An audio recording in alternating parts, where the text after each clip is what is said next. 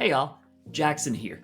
You probably know that Dungeons & Dragons is more popular than it ever has been, but it's not so mainstream that everybody understands it or even knows what it is. So today I just wanted to zoom out from really topical instructions and guides and just talk about some of the myths around Dungeons & Dragons. Myth number 1. Hail Satan?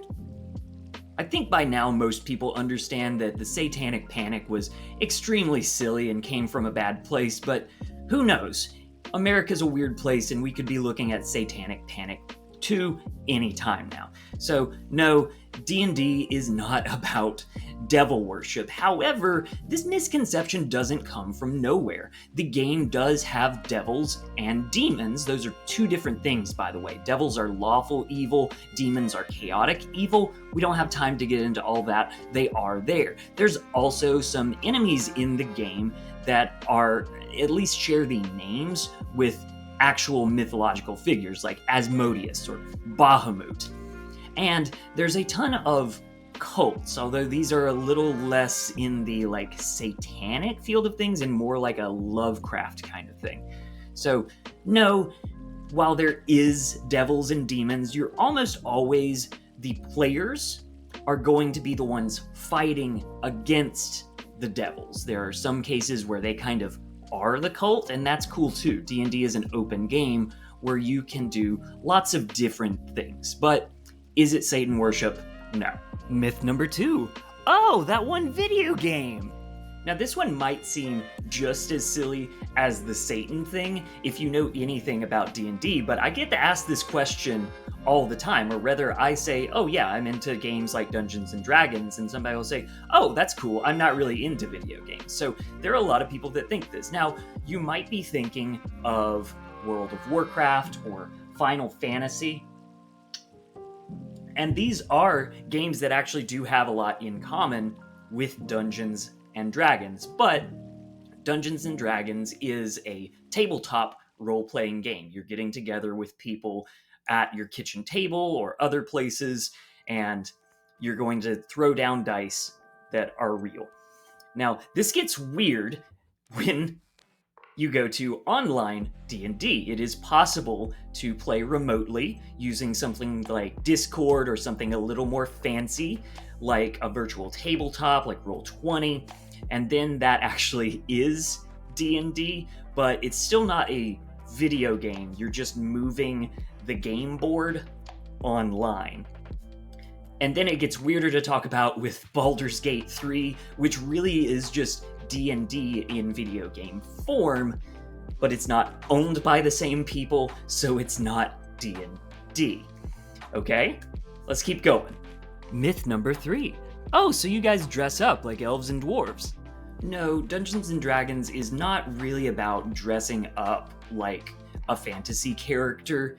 You can do that. It's fine. There's nothing wrong with that. But the vast majority of tables that I've known, like 99%, would never do that. It doesn't add that much to the experience. Now, what you might be thinking of is live action roleplay or LARP. If you've seen people at your neighborhood park dress up like elves and beat each other up with foam swords, that's what they're doing.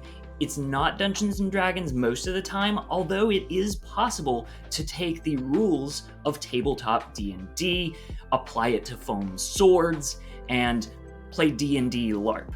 But for the most part, people are at home, dressed as their normal selves, throwing down dice. So it's all role-playing Tolkien and Game of Thrones and stuff, I get it.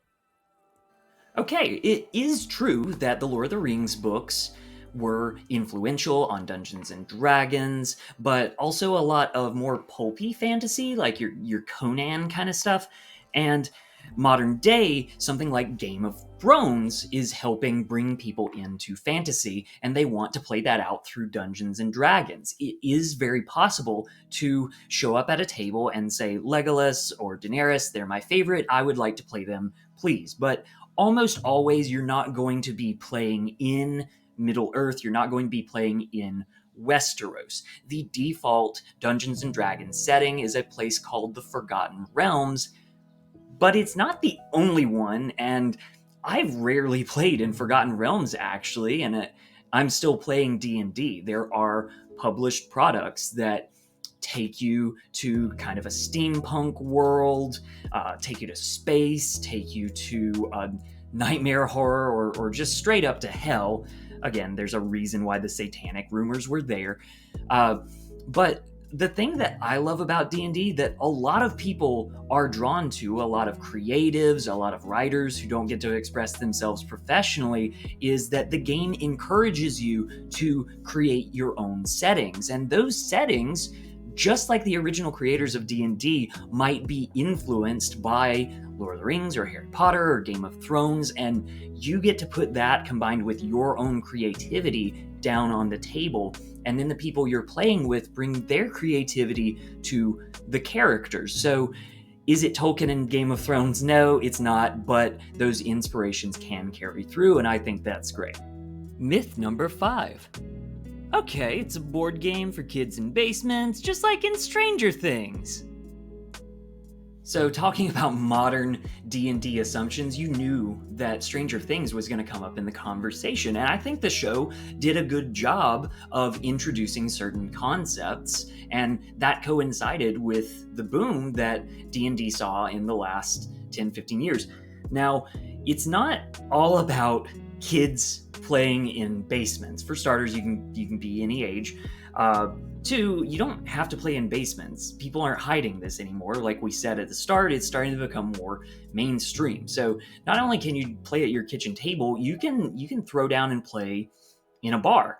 You can play online. You can go to a convention and have like some official tournament play going on. And one of the best places that you can play and start finding people who are into this is at a local game store if your town is lucky enough to have one of those. Myth number 6. Okay, I've seen Big Bang Theory. D&D is for antisocial super geeks. So no, it's not just the socially stunted super geeks that are playing Dungeons and Dragons. Anybody can do it, and in fact, while I know people who are like the guys from Big Bang Theory and I've played games with them and had a good time, I've also played D&D with frat bros and they were cool. I've played it with art majors. Dungeons and Dragons is being played in prisons and corporate team building activities. So it's all over. And when I was helping out for a couple years recently with a middle school D&D club, it wasn't a geek club. The whole breakfast club of Gen Z kids were there. So yeah, it's not just Big Bang Theory boys, it's everybody now. Myth number 7. Okay, so you have to have a bunch of friends to play. So at this point, D&D is starting to sound more like actually a very social activity. You have to have some friends and a table so that you can go play. Well, not exactly.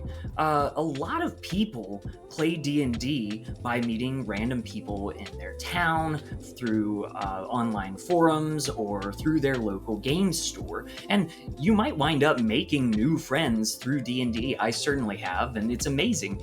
However, you also don't have to have a group consisting of one dungeon master and 3 to 8 players. It is possible to play a duet D&D game where it's just between the dungeon master and a player. It is also possible to play D&D solo, to just run through a nice little adventure with yourself where you're rolling the dice and you're making up the story as you go. It's a very different experience. Can't say that I've tried it myself, but other people have, and they have a good time with it. So no, you don't have to have an existing group of friends to play D&D with. I think it's better when you find those friends, but you don't have to have them at the start. Myth number 8. Sounds great, but I'm too old to start playing. So no, you're not too old to try out D&D if it's something that you're curious about. When I was running games for adult clients, I was usually the youngest one in the room. There were lots of parents and even grandparents, and that was wonderful because everybody brought not only different cultural references, but different life experience to the game as a social experience and to their characters as the story we're creating as we're playing the game. And I think that's wonderful. D&D is for anybody who wants to try it. Myth number 9. Oh, so it's a board game night. Cool. I can roll dice for an hour or two. Okay, so playing D&D is just like having a board game night, like Monopoly or Catan. It'll take an hour, maybe 2, and we'll have a good time. So, not exactly. It is possible to play a session of Dungeons & Dragons in an hour or 2, but because you're creating a story while your characters are taking turns and you're rolling dice against monsters, usually 3 to 4 hours is what you're talking about. Now, when you're sitting down for that 3-hour session, it is possible to play that like a movie. And that is called a one-shot. Here's the story we're telling, beginning, middle, end. We're done at the end of the night. Everybody had a great time. But more typically, you are playing in a long-form thing where you're meeting up every week or every other week or whenever schedules allow. That's a whole thing. So it's less making a movie and more like making episodes of a TV show. When you finish several episodes, that's your adventure. That's like a season of TV. And you can stack together multiple adventures to make an entire TV show, and that is called a campaign. So it is a board game, but because of the added story elements, because you're progressing and leveling up and creating more adventure as you go, you're creating a cumulative experience. Myth number 10. Say no more, Mr. Game Salesman. You've convinced me. D&D is the game for me. Not so fast. I'm glad you're excited. Dungeons & Dragons is great, and anybody, including you, can try it out. But it's not the only tabletop role-playing game out there. It is possible to play in totally different genres, totally different rule sets with different dice, and find the game that's for you. I play a lot of D&D, I have for years, but right now, my favorite role-playing game is called Symbaroum. It's been described as Princess Mononoke plus Game of Thrones, and it really works for me and my friends. My girlfriend was playing a role-playing game where you get to play as 3 witches, and that one doesn't have a dungeon master running the monsters. It's just all 3 of you working together against the book. And one that we want to play together sometime is a magical girl anime role-playing game. So there's tons of stuff out there. You don't have to just play D&D. It's okay if you do. D&D is like the Disney Plus of role-playing games. It's popular, it's got good stuff, but it's not the only thing out there. I hope this was informational. I hope that we cleared up some of the myths around D&D, but I'm sure that I also unraveled a few more questions that you have. What is a dungeon master, and why do people do it professionally, and why is it such a horrendous, scary task to take on, is a myth I would love to tackle, and all of the money that you have to throw down on maps and minis and books, not necessarily. So, thank you for watching. Thank you for being curious about Dungeons & Dragons and tabletop role-playing games. Let me know if you have any other myths you want dispelled or confirmed in the comments.